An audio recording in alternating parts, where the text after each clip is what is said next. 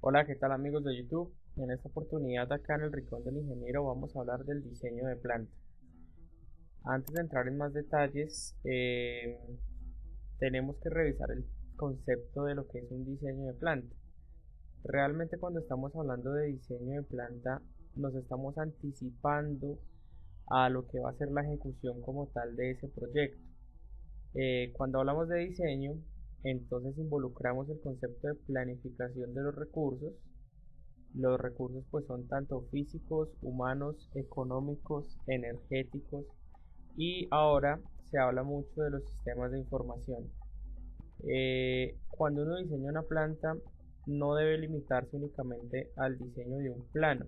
En ocasiones se malinterpreta que el diseño es solamente la elaboración de un plano y resulta que no es así. El diseño va más allá de eso y como les mencionaba, es toda la parte de asignación de recursos, de costeo del trabajo, entre otros. Debe procurarse que sea lo más eficiente posible en términos de utilización de recursos.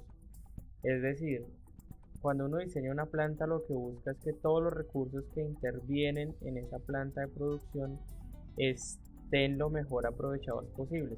Es decir, el espacio tiene que ser el mejor utilizado, los recursos tanto de líneas de producción, equipos, se tienen que utilizar lo mejor posible, el recurso humano sobre todo tiene que ser bien administrado y bien utilizado y cuando uno diseña esa planta de producción busca que todo se utilice de manera eficiente.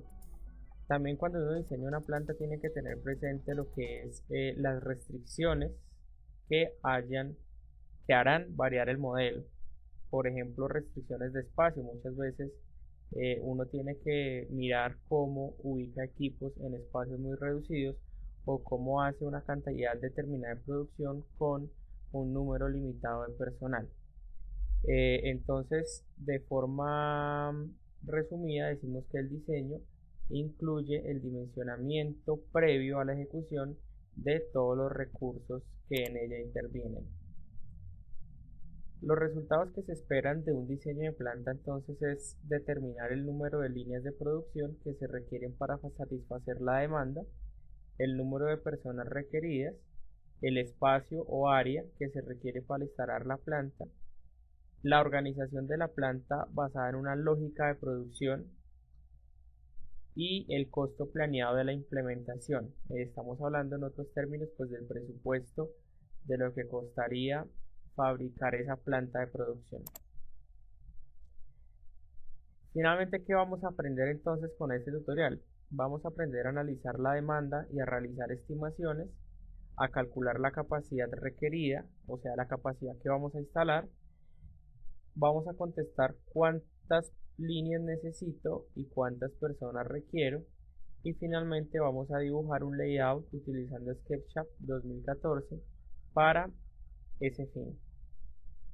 Bueno, para este ejercicio vamos a utilizar una situación ejemplo que básicamente dice: se solicita al departamento de ingeniería diseñar una planta de producción basados en la siguiente información. Básicamente nos están dando 5 productos: pelotas de tenis, pelotas de golf, balón de fútbol americano, balón de fútbol, balompié, o sea, soccer, y balón de rugby. En la demanda mensual nos dice que calcular con base en el histórico adjunto en el Excel. Ya vamos a mirar cómo se hace esta parte. Unidades por hora, nos están diciendo que estas unidades por hora que están acá están en paquetes por 12, el número de personas que requiero y el tipo de máquina que utilizo. Básicamente las pelotas de tenis tienen una máquina que es la PT01, pelotas de golf tienen la PT02 y balón de fútbol americano, balón de fútbol, balompié y balón de rugby comparten la PT03. Bien, acá tenemos el Excel que nos han suministrado con el ejercicio, donde encontramos los diferentes productos. Tenemos las pelotas de tenis, las pelotas de golf y los otros productos que están inicialmente referenciados en el ejercicio. Por cada producto nos entregan una demanda histórica donde básicamente están incluidos todos los meses y nos están entregando 4 años completos y el año 2014 hasta el mes de junio.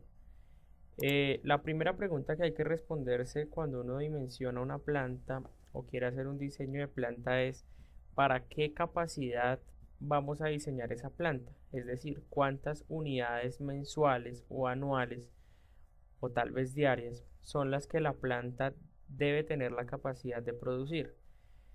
Para resolver esas incógnitas tenemos que echar mano de lo que es la estadística descriptiva para revisar de qué manera se comportan mis datos y así hacer unas estimaciones importantes. Bueno, lo que yo aconsejo o recomiendo fundamentalmente es tener una data, una información amplia de los productos con los cuales vamos a trabajar en esa planta. En ocasiones no se suministra esa información completa y eso se vuelve un problema porque no tiene uno una información sólida para tomar decisiones. Pero en este caso, pues tenemos una información bastante completa de casi 5 años en todos sus meses. Bueno, mucha gente inicialmente comienza calculando el promedio.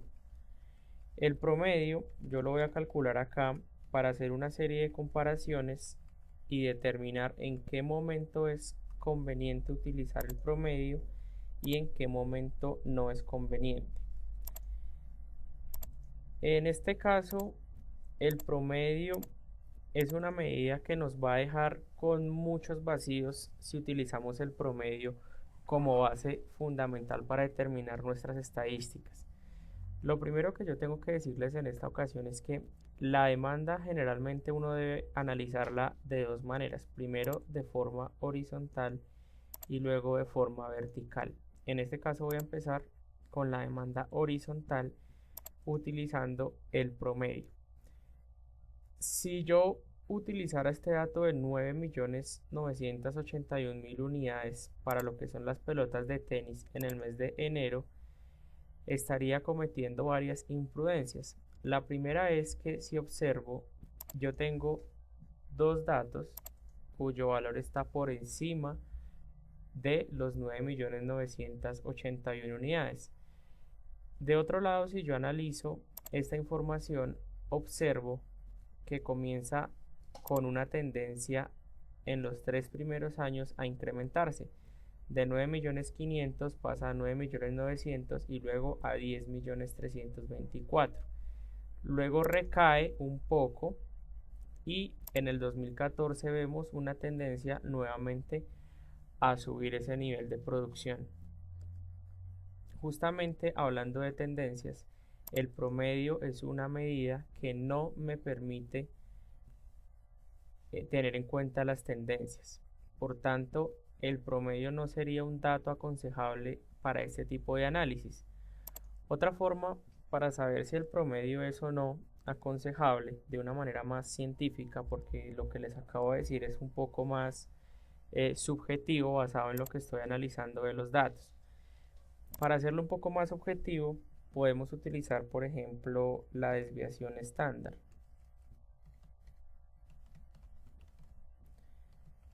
La desviación estándar es el dato que me va a indicar qué tanta variación está teniendo ese promedio entre los diferentes números, entre los diferentes datos, perdón. Recordemos que la desviación estándar es un dato, un cálculo de dispersión o de variabilidad entre los datos. Si yo calculo esa desviación estándar, en este caso de una muestra, porque estos datos pues, que yo tengo no representan el total de la población, entonces utilizo esta fórmula en Excel que es la desves.m, desviación estándar para la muestra. Me doy cuenta que para el mes de enero tengo variaciones de más o menos 346.000 unidades entre cada uno de los datos de los diferentes años. Si analizo esa desviación estándar para el resto de datos, encuentro que tengo variaciones importantes de entre 300 y casi 400.000 unidades mensuales. Por tanto, el promedio pues tampoco es una medida prudente para tomar decisiones. En primer lugar, porque lo decíamos, no me permite analizar las tendencias de crecimiento.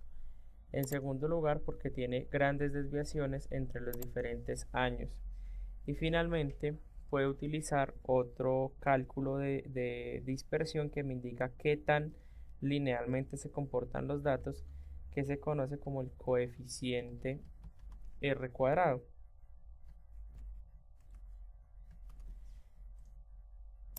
Cuando uno analiza una serie de datos de manera estadística, tiene que mirar a qué modelo es el que más se asemeja. Puede ser a un modelo lineal, a un modelo exponencial, a un modelo logarítmico, a un modelo, no sé, hay diferentes tipos de modelos.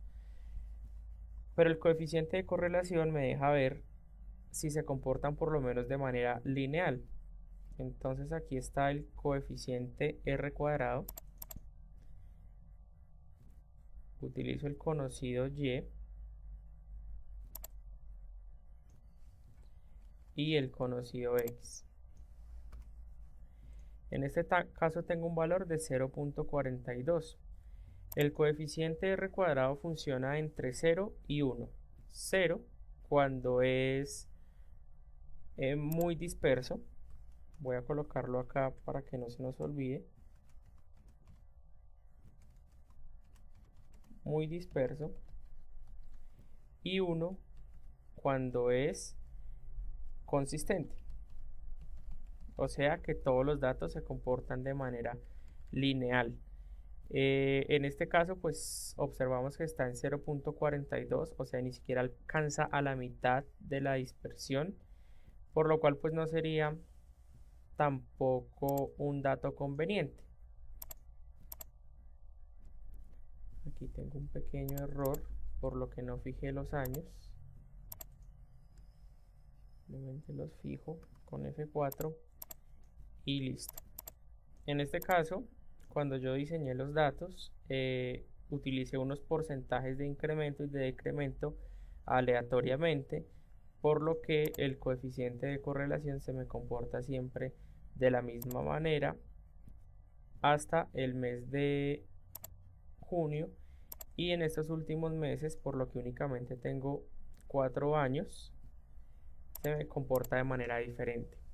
Incluso aquí me está indicando que tiende a ser más disperso en estos meses que en los meses anteriores. Por lo tanto, los datos podríamos decir que tampoco se comportan de manera lineal. Para entender eso un poco mejor, tenemos que entrar a hacer un análisis gráfico de los datos. Entonces voy a agregar unas gráficas que me permitan analizar de mejor manera el comportamiento de los datos. Al hacer gráficas en Excel, lo que estamos viendo de fondo es unos métodos de regresión lineal. El detalle acerca de las regresiones lineales, de las desviaciones estándar, de los coeficientes y tal vez de lo que estoy utilizando para este video tutorial que está más relacionado con la estadística, lo pueden ampliar en otros video tutoriales que en YouTube hay bastante acerca de estos temas de estadística. Ok, entonces voy a seleccionar los datos que voy a graficar. Simplemente cojo los de la serie Y, que serían estos, y le doy a aceptar. De esta manera vemos los datos organizados desde el periodo 1, 2, 3, 4, 5, y me muestra con un periodo 6 pues que no tiene ninguna información. También me está mostrando el periodo 0, bueno, que no tendría sentido porque no tenemos ese periodo en nuestra gráfica, sin embargo él lo coloca por defecto. Igual para nuestros cálculos no nos afecta. Voy a borrar este título para que me dé una mayor área. Ok, entonces bueno, le doy clic sobre la serie, clic derecho, agregar línea de tendencia. Automáticamente me muestra la lineal. La lineal, si yo la analizo desde el punto de vista gráfico, me doy cuenta que tengo este valor, está muy por debajo de la línea de tendencia.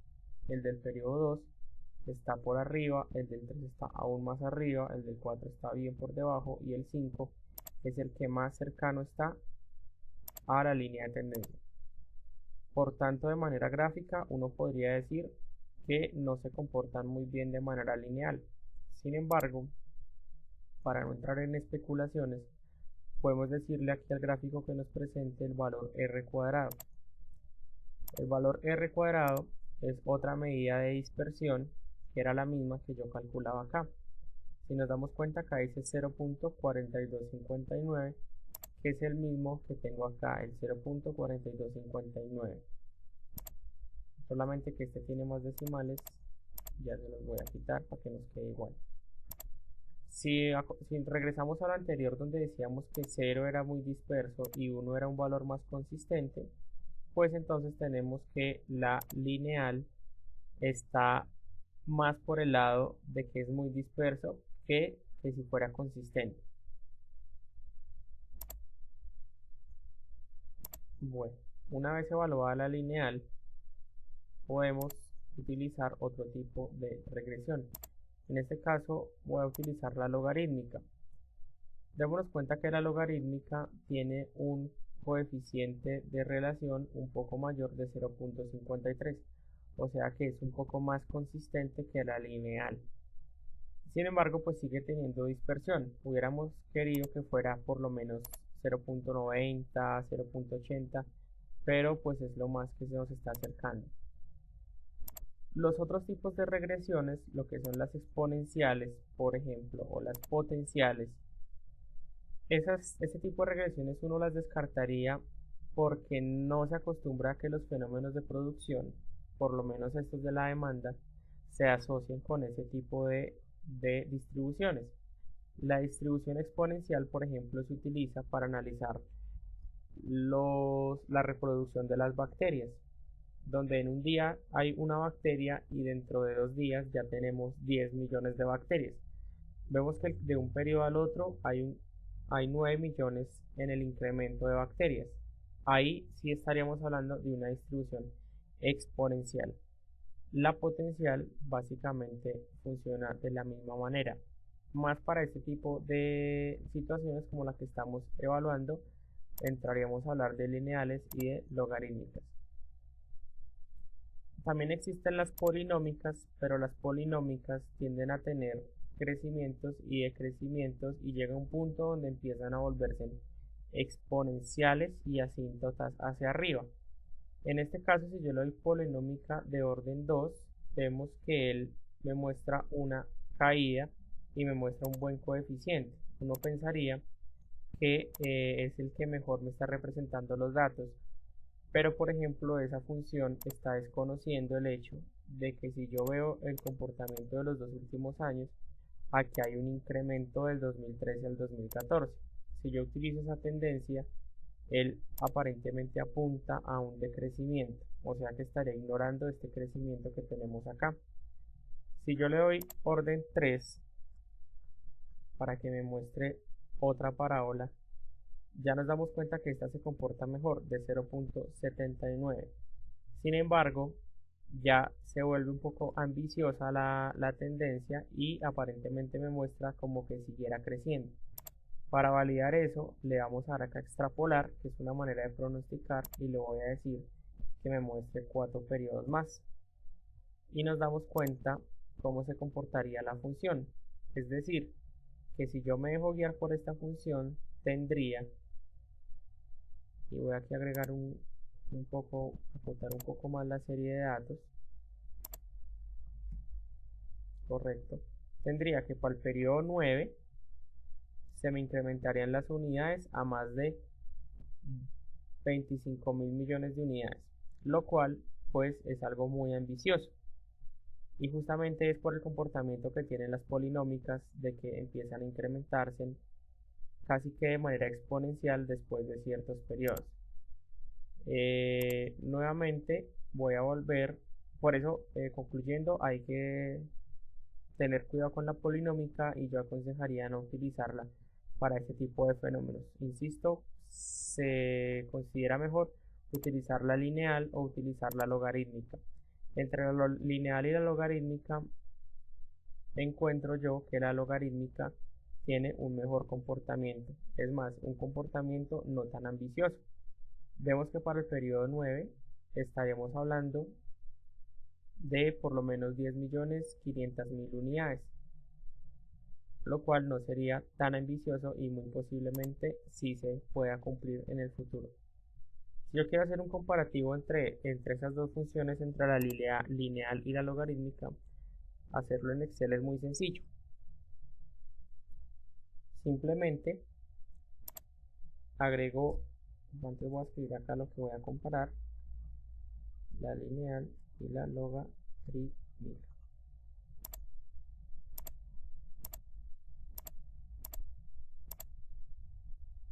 Para representar la lineal, voy a escribir aquí el valor que quiero pronosticar. En este caso voy a pronosticar el 2015 y voy a utilizar la función pronóstico. La función pronóstico en Excel se basa en la lineal. Si nos damos cuenta que en la explicación de la fórmula dice que calcula o predice un valor futuro en una tendencia lineal usando valores existentes, o sea que utiliza la función lineal. Puedo darle entonces pronóstico, el valor que voy a pronosticar es el 2015, el conocido Y sería estos valores y el conocido X serían estos de acá. Y este sería el pronóstico lineal para el año enero del 2015. Podría uno irse con ese valor para el análisis de la demanda de lo que queremos hacer, pero pues ya teníamos otra medida de dispersión que era este coeficiente, que nos indica que no se comporta muy lineal, que digamos. Por eso entramos a hablar de la logarítmica. Entonces, para hacer lo mismo con la logarítmica, existen métodos estadísticos, digamos, más complejos para hacer esto, pero Excel ya trae la herramienta donde simplemente yo selecciono la línea de tendencia, la coloco en logarítmica y le voy a decir que me presente la ecuación del gráfico. Inicialmente me la presenta de esta manera, pero yo le puedo decir que me la muestre de una mejor manera, es más fácil de interpretar. Acá me la está mostrando en una notación científica de 1 exponencial a la más 0,7, lo cual eso es difícil de interpretar. Entonces selecciono el cuadrito donde me muestra la fórmula, la función, y vengo aquí a las opciones de la etiqueta y le cambio a que me la muestre el número. De esta manera ya me la muestra como me sirve. Entonces la copio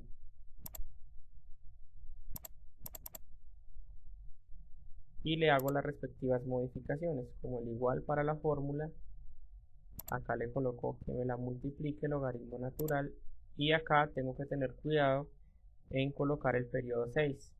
Yo no puedo colocar el periodo 2015 como dice en la lineal, porque el gráfico, como esta función viene del gráfico, me la está calculando con periodos enteros de 1, 2, 3, 4 y 5, donde 1 es 2010, 2 es 2011 y así sucesivamente. Por tanto, el 2015 es el periodo número 6. Por tanto, le coloco periodo número 6. Estas correcciones de estos puntos, el Excel las va a hacer automáticamente. Al darle Enter, me dice que he encontrado un error en la escritura de la fórmula y hemos intentado corregirla, y me muestra que efectivamente la corrección me sirve. Le digo que sí, y este valor sería el pronosticado con regresión logarítmica, para el año 2015. Si nos damos cuenta, entonces tenemos un valor en el 2014 de 10.298.000 unidades. Si me fuera con el promedio sería de 9.981.000, lo cual estaría por debajo de varios periodos, y dijimos que el promedio no tenía en cuenta las tendencias, por lo que fue necesario entrar a revisar otros métodos más precisos como las regresiones lineales y las regresiones logarítmicas. La regresión lineal me dio 10.409.000 unidades para el 2015, lo que implica un crecimiento de más o menos 150.000 unidades, pero la logarítmica también me está teniendo en cuenta un crecimiento no tan alto de pronto como el de la lineal. Este es un poco más bajo, de 10.313.000 unidades. Y finalmente nos damos cuenta que la logarítmica es un dato más preciso para escoger, teniendo en cuenta que tiene una relación de 0.53, o sea, es un poco más consistente que la lineal. Voy a cargar acá todos los valores, para lo cual tengo que coger la serie de datos de la fórmula y bajarla uno por uno para que él me presente la nueva ecuación. Ok, yo ya tenía previamente cargados los otros valores y simplemente los pegué aquí. Entonces pensaríamos que nos iríamos con la representación logarítmica para predecir el comportamiento de esta demanda, que a su vez nos sirve para dimensionar mejor nuestra planta. Hay otra manera más sencilla, pero una vez verificada la podemos utilizar, que es el percentil. El percentil es otra función estadística que me permite conocer el comportamiento de mis datos. El concepto de percentil lo pueden ver ustedes pues en otras explicaciones de estadística. Como les decía antes, en Excel hay bastante material. En este caso vamos a utilizar el percentil. La función percentil INC, que es la que incluye algunos valores. Eso ustedes lo tienen que averiguar más a fondo después, pero a lo que vamos es que yo puedo seleccionar una matriz y seleccionar un valor de 0 a 1 como si fuera un porcentaje donde estén todos mis datos. En este caso voy a colocar el 0.95.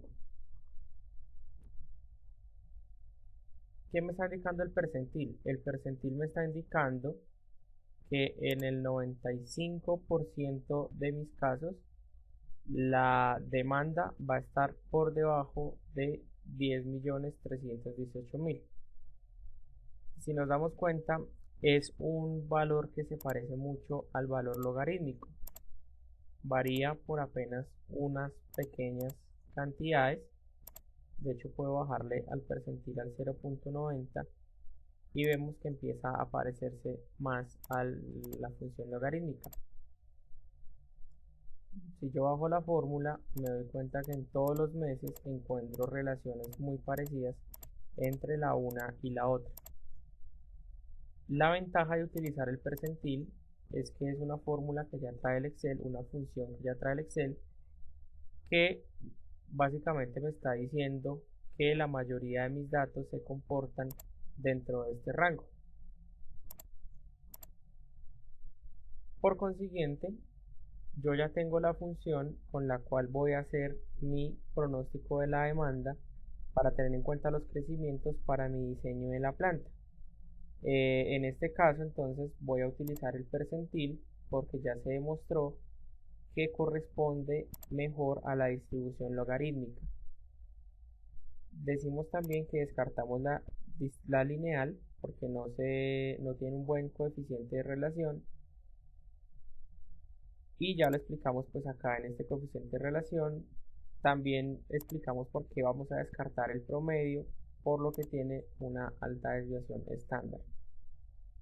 Ok, dicho esto, entonces voy a proceder a hacer lo mismo con todas mis demandas. Antes de eso, lo que voy a hacer es acá agregar unos totales. Dijimos que la demanda uno la analizaba primero de forma horizontal y luego de forma vertical. Aquí ya tenemos el comportamiento mes a mes de lo que sería nuestra proyección de la demanda, y nos falta simplemente el análisis vertical. Podríamos hacer lo mismo que acabamos de hacer. ¿Por qué nos sirve el promedio? ¿Por qué nos sirve la lineal? ¿Por qué se comporta mejor la logarítmica? Y por qué el percentil es una medida fácil y rápida de hallar esas proyecciones sin hacer todo el trabajo del análisis gráfico y demás. Por esa misma conclusión voy a utilizar el percentil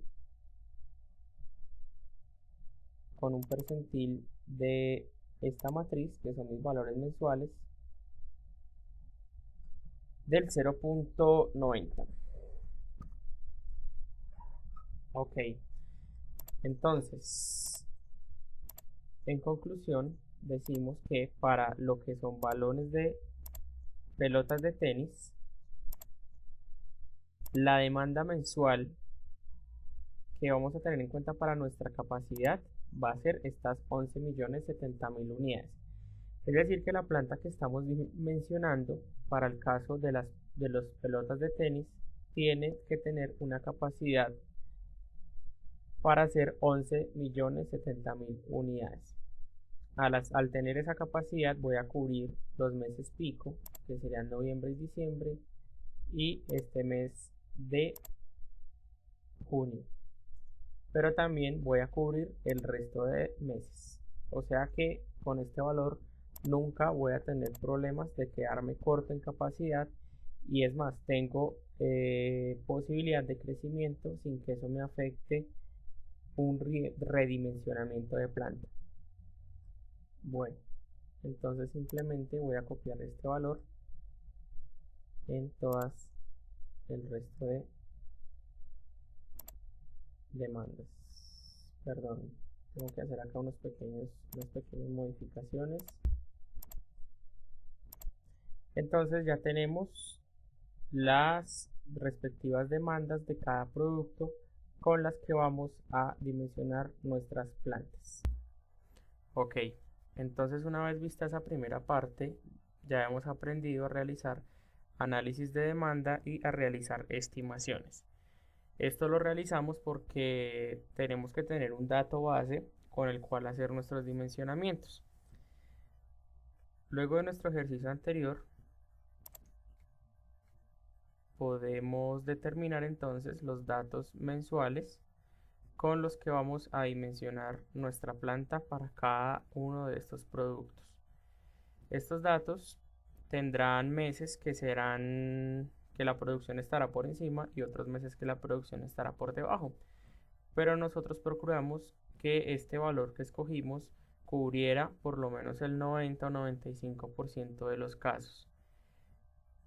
Si hay subidas o si hay bajadas, ya lo que uno hace es jugar un poco con la flexibilidad del proceso, es decir, disminuir el número de personas o aumentarlo, ya sean turnos o número de personal, y ya se ajusta más bien de esa manera.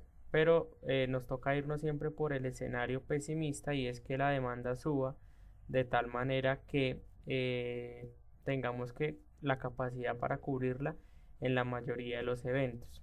El problema sería que si yo escogiera un dato muy pequeño para dimensionar mi planta, a medida que vaya mi empresa creciendo, me voy a ir quedando corto en capacidad y seguramente tendré que volver a hacer otro rediseño para meter nuevos equipos y más personal, y seguramente saldrá más costoso. En este caso pues ya estamos asegurados de que vamos a cubrir la mayoría de los meses y que vamos a tener probabilidad de crecer a futuro sin que afecte nuestra capacidad instalada. Bueno, entonces con esta primera parte concluimos nuestro ejercicio, que era analizar y estimar la demanda. En el siguiente video tutorial vamos a utilizar estos datos, el resto de los datos, para terminar de diseñar nuestra planta. Fue un placer estar con ustedes en este video tutorial. Nos veremos hasta una próxima ocasión. Hasta luego, muchas gracias.